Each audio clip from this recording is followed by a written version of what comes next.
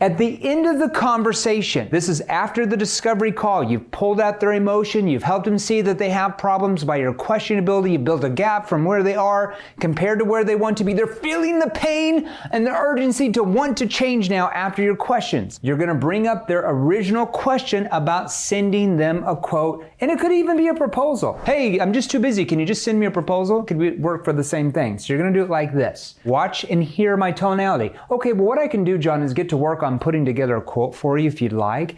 Now, let's assume for a minute that you get the quote, you and your business partner, and you feel like, we would be able to actually solve the XYZ problem like you had mentioned. At that point, what do you see as the next step?